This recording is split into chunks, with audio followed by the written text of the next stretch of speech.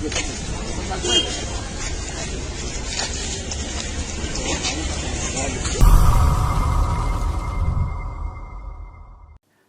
2002 में गुजरात में गोधरा कांड हुआ था। तमाम लोग मारे गए थे और उस वक्त के मुख्यमंत्री थे नरेंद्र मोदी, जो इस वक्त प्रधानमंत्री हैं। जिस तरीके से उसमें अमित शाह का नाम आया था, बाद में अमित शाह को बाइज्जत बरी कर दिया गया। कहा गया कि इसमें अमित शाह की कोई भूमिका नहीं थी दोस्तों, लेकिन सच्चाई कुछ और थी। उसी तरीके से 11 लोगों को आजादी दिवस यानी 15 अगस्त पर 11 दोषियों को रिहा कर दिया गया। नमस्कार, मेरा नाम है नवीन कुमार नंदन। आपको याद होगा साल 2002 में गोधरा कांड गुजरात में हुआ था और उसी वक्त गोधरा कांड के वक्त बिल्किस बानो गैंग रेप हुआ। कहा जाता है कि उसमें 18 आरोपी थे। 18 आरोपियों ने बारी बारी से बिल्किस बानो का रेप किया। एक के बाद एक लोगों ने रेप किया और उसमें कई लोगों की हत्याएं भी कर दी गई, लेकिन बिल्किस बानो उस वक्त जिंदा बच गई और वो थाने जा करके अपना मेडिकल करवाने के बाद उन्होंने केस दर्ज करवाया। जब गुजरात में पूरा मामला नहीं सुलझ पाया, या यूं कह लें जो गुजरात की जांच एजेंसियां थी उस पर लगातार सत्ता का दबाव बनता जा रहा था। इसके बाद पूरे मामले को मुंबई ट्रांसफर किया गया, सीबीआई जांच करवाई गई। उसमें 11 दोषी करार दिए गए जो 2002 से यानी बीते 18 सालों से वे लोग जेल में ही बंद थे और उन्हें आजादी दिवस पर गुजरात की सरकार ने रिहा कर दिया। बकायदा जो वीडियो आया है उसमें साफ दिख रहा है किस तरीके से कुछ लोग जो 11 दोषी हैं, आरोपी नहीं दोस्तों, वे लोग दोषी हैं, उन लोगों को माला पहनाया जा रहा है, उन लोगों का सम्मान किया जा रहा है। लग रहा है देश के लिए उन लोगों ने गोल्ड मेडल जीत लिया हो। देश के लिए वे लोग डायमंड मेडल जो प्रचलित नहीं है वे लोग लेकर आए हों और उन लोगों का सम्मान किया जा रहा है। ये बीजेपी के राज में हो रहा दोस्तों।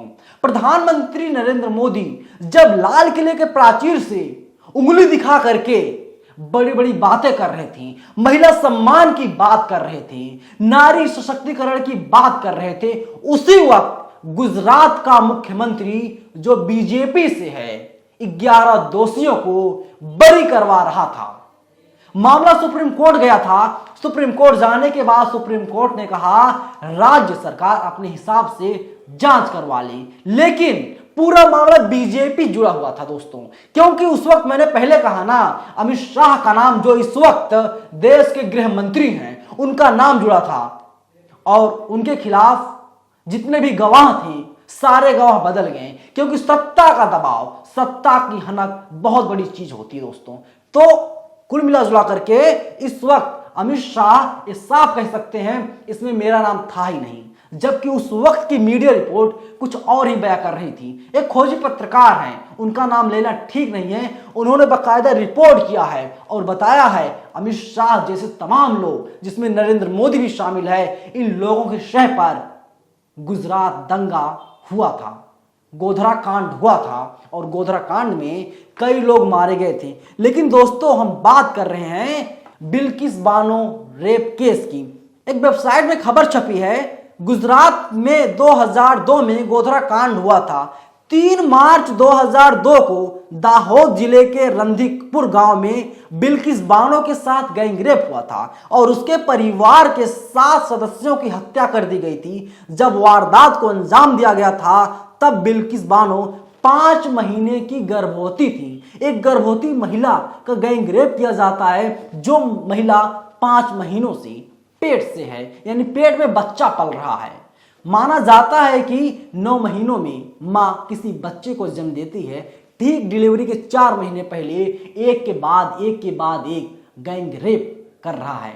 वो कौन हो हैवान हो सकता है, वो इंसान तो नहीं हो सकता दोस्तों, लेकिन उन लोगों का स्वागत बकायदा किया जा रहा है। देखिए घटना में जो लोग शामिल थे उन लोगों का नाम है राधे श्याम शाही, जसवंत चतुर भाई नाई, केशु भाई वदानिया, बका भाई वदानिया, राजीव भाई सोनी, रमेश भाई चौहान, शैलेश भाई भट्ट, बिपिन चंद्र जोशी, गोविंद भाई नाई, मितेश भट्ट, प्रदीप मोढ़िया के खिलाफ एफआईआर दर्ज कराई गई थी और इन लोगों को 2004 में गिरफ्तार किया गया था। देखिए दोस्तों, और 2004 में इस मामले को मुंबई ट्रांसफर कर दिया गया था और 21 जनवरी 2008 को मुंबई की एक विशेष अदालत, सीबीआई की अदालत थी, 11 आरोपियों को दोषी पाया था और उन लोगों को आजीवन कारावास की सजा सुनाई थी। बाद में मुंबई हाई कोर्ट ने भी उनकी सजा को बरकरार रखा। अब आप लोग दोस्तों खुद सोचिए, खुद बताइए, ये क्या हो रहा है भारत में। प्रधानमंत्री मोदी लाल किले के प्राचीर से बड़ी बड़ी बातें कर रहे हैं, बड़े बड़े वादे कर रहे हैं, महिलाओं का सम्मान होना चाहिए। अरे मोदी जी, आपको तो शर्म आनी चाहिए और ये बहुत शर्मनाक स्थिति आपने देश में पैदा कर दिया है। इससे ज्यादा शर्म की बात और क्या हो सकती है जब आप लाल किले की प्राचीर से महिलाओं के सम्मान की बात करते हैं। कहते हैं मैं महिला हितैषी हूं, आप कहते हैं कि महिलाओं के लिए, मुस्लिम बहनों के लिए मैं 3 तलाक बिल लेकर आ रहा हूं, कानून लेकर आ रहा हूं। तो आप बताइए, आप एक तरफ महिला हितैषी होने का ढोंग करते हैं और दूसरी तरफ आप महिलाओं के खिलाफ हैं। अगर आप महिला विरोधी नहीं होते, महिला हितैषी होते, तो शायद ये जो 11 आरोपी हैं जिन्हें आपकी सरकार ने रिहा कर दिया, जिन लोगों को आपने रिहा कर दिया, इन लोगों को तो फांसी होनी चाहिए थी, इन लोगों को फांसी के फंदे पर लटका दिया जाना चाहिए था, एक मिसाल बनता देश में। लेकिन आपने क्या किया, आपके नाक के नीचे आपके द्वारा बनाया गया व्यक्ति जो मुख्यमंत्री है, वो आदमी खुलेआम 11 लोगों को बकायदा रिहा करवा रहा है और आजादी दिवस पर पूरी तरीके से उन लोगों को आजाद करवा रहा है। अब ये व्यक्ति कभी भी जेल नहीं जाएगा। मामले को रफा दफा करवाया जा रहा है। सरकार ने कहा था उस वक्त कि हम 5 लाख रुपए देंगे और सुप्रीम कोर्ट ने कहा नहीं साहब, आपको पूरे 50 लाख रुपए देने पड़ेंगे। हालांकि 50 लाख रुपए मिला था उस वक्त, लेकिन स्थिति जो है बहुत भयावह स्थिति है। बीजेपी की जो चाल, चरित्र और चेहरा है वो बिल्कुल सामने आ गया है। प्रधानमंत्री मोदी पर अब आम जनता भरोसा नहीं करती है, इसीलिए मोदी जी आप पर जो देश की जनता है, देश की आवाम है, भरोसा नहीं करती है। क्योंकि आपने लोगों से ताली और थाली तो बजवा लिया था साहब, आपने टॉर्च तो जलवा लिया था। आजादी सबको मिली थी 1947 में, लेकिन आपके ही कुछ लोग हैं, कुछ नेता हैं, कुछ सांसद हैं, मैं कोट कर रहा हूं, रमेश बिधूड़ी साउथ दिल्ली से सांसद हैं। ये कहते हैं साहब आजादी तो पूरी तरीके से 2014 में मिली थी, जब प्रधानमंत्री की शपथ नरेंद्र मोदी ने लिया था। तो यही है, आजादी 47 में मिली थी या आजादी 2014 में मिली थी, ये डिसाइड तो बीजेपी वाले ही करेंगे, मोदी जी आप करेंगे। किस मुंह से आप आजादी का 75वां अमृत महोत्सव मना रहे हैं मुझे तो नहीं पता। लोगों से कहा आपने हर घर तिरंगा अभियान चलाया जाए। देशभक्ति मेरे खून में है, मुसलमानों के खून में देशभक्ति है, लेकिन आपने मजबूर कर दिया तिरंगा फहराने का।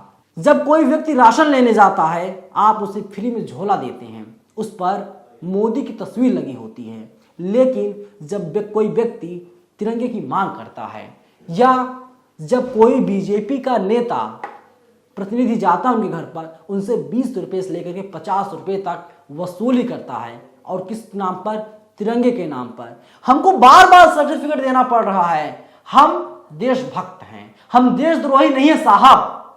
आपने वेबसाइट खोल दिया, सेल्फी लीजिए, उस पर डालिए आप देशभक्त हैं। तिरंगा फहराने से कोई देशभक्त हो जाता है? अगर हो जाता है तो क्या आप इसके लिए मजबूर करेंगे? अगर आप मजबूर कर रहे हैं साहब, तो क्या आप ये बताएंगे कि आप लोग घोटाला क्यों कर रहे हैं?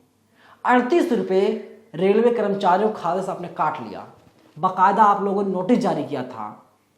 तो कुल मिलाजुला करके सरकार ऐसी है मौजूदा, ये आम जनता की हितैषी नहीं है, महिला विरोधी सरकार है। मैं एक पत्रकार हूं, मेरा भी नजरिया है, मेरा भी पॉइंट ऑफ व्यू है। उस पॉइंट ऑफ व्यू से मैं कह रहा हूं मोदी सरकार जो है महिला विरोधी है, महिलाओं के लिए कोई कदम नहीं उठा रही है। रेपिस्ट इन्हीं के पार्टी में हैं। उन्नाव मामला देख लिया आपने, हाथरस मामला देख लिया आपने, और अब बिल्किस बानो का मामला देख लीजिए। महिला विरोधी अगर सरकार नहीं होती, इस तरीके का काम ये बीजेपी गवर्नमेंट बिल्कुल नहीं करती। दोस्तों, आप लोग क्या प्रतिक्रिया है, क्या विचार है? अपने विचार आप लोग कमेंट बॉक्स में जरूर रखिएगा। और अगर वीडियो पसंद आए तो अपने दोस्तों में, कम से कम 5 दोस्तों में शेयर कीजिएगा और बताइएगा ये जो सरकार है महिला विरोधी सरकार है, महिलाओं के हित में बिल्कुल भी काम नहीं कर रही है। मोदी जी लाल किले के प्राचीर से साफ झूठ बोल रहे हैं। शुक्रिया।